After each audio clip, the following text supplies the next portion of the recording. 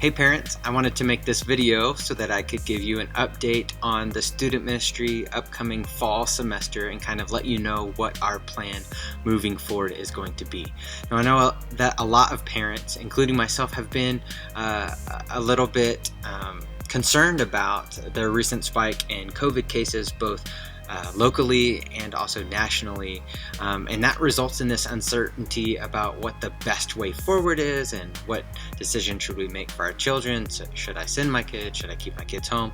So there's just a lot of uncertainty surrounding all of that, and I just want to let you as parents know that we recognize that tension, and we know that there's this tension that exists between the uncertainty of what tomorrow holds, but also trusting and believing in the fact that Jesus is with us now, and that he will continue to get us through this both today and in the days to come. So there's just this tension between, like, what do I do? And we recognize that. And so we want to let you know that we spent a lot of time thinking and praying about what our student ministry's best way forward would be. And so we just want to, in this video, just kind of communicate what our plan for the fall is going to be. Now, one of the things that I did was that over the last several days, I have sent out a parent survey just asking families their involvement. If we were to host an in-person gathering, would you be willing to send your kid?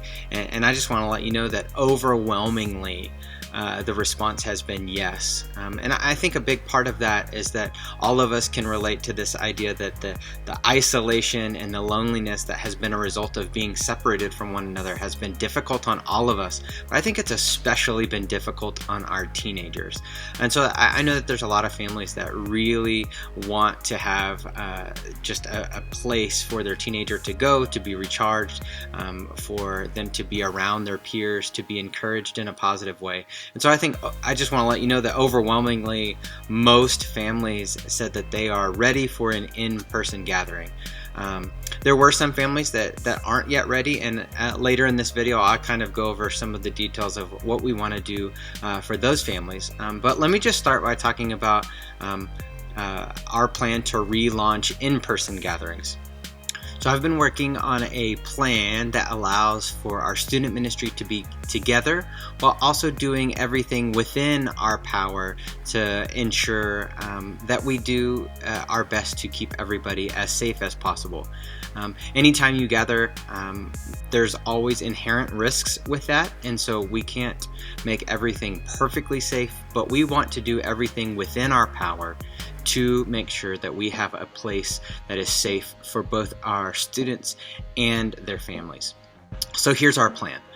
We plan to relaunch in-person student ministry services starting on Sunday, September 13th. That is the weekend after Labor Day weekend. We are going to resume the schedule that we were using pre-COVID, which is this. Our middle school students will meet in the student building on Sunday nights from 5 p.m. to 6:15 p.m. At 6:15, we will move into a intermission time where our middle schoolers will move out of the student building. At that point, our high schoolers can begin coming, and our high schoolers will meet from 6:45 p.m. until 8 p.m. Now, there's going to be some new guidelines that we're going to have in place when we meet. The first is that all students, when they are in the student building, will be required to wear a mask the entirety of the time they're in the building. Now, if they come a little bit early to play outside, they do not have to wear a mask outside. After we are done, if they want to play basketball or visit with their friends outside, they will not be required to wear a mask outside of the building, but when they are inside of our space, we are asking that they wear a mask. And this is just because we're constantly all being exposed everywhere we go to various things.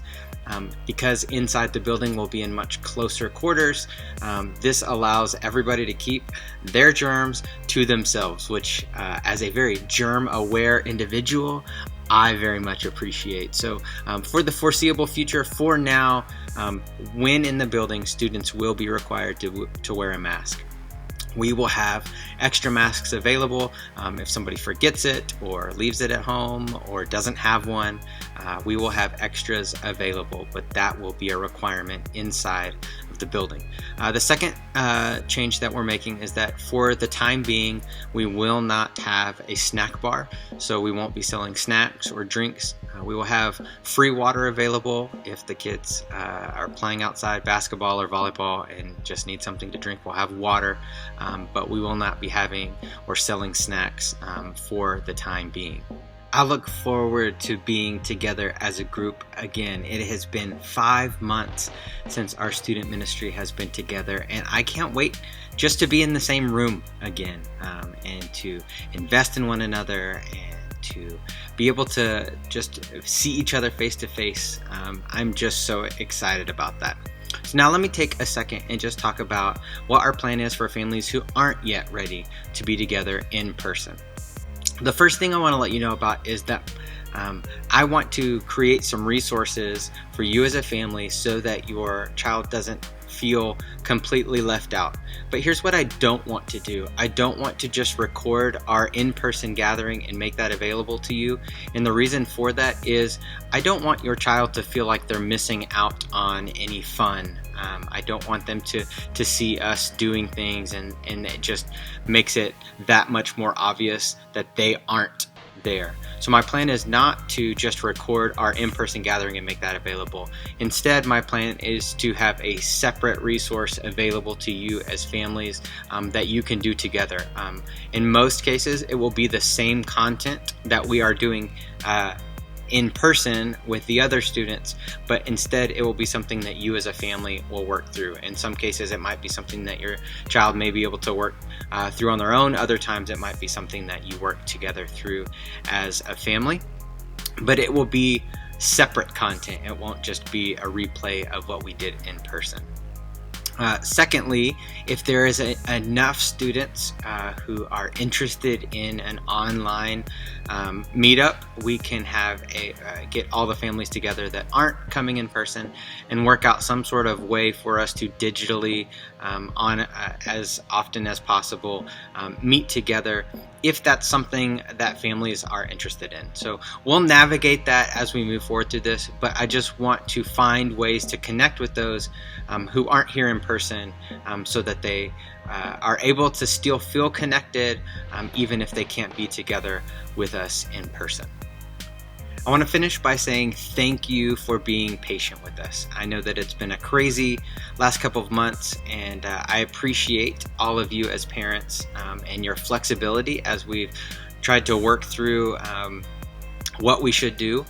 And so I would just ask that you continue to be flexible, that you continue to be patient. We will do our best to make sure that we are adapting to whatever the needs of our students and families are. So please continue to be patient with us. But I also want to let you know that if we have to make changes, that we will. If things changed, or if the situation in Odessa or even at our church changes, we will make changes as necessary. Nothing that I am saying right now is set in stone or law. We will work with whatever works best for families. So please don't be afraid to reach out if you need anything, or if you have any questions or need me to clarify, or even if you have any feedback that you think would be helpful. We welcome those things. I hope that you all have a great week, and I look forward to seeing your students and your family in the upcoming weeks and months. And I love you all. I hope you have a great week. Bye.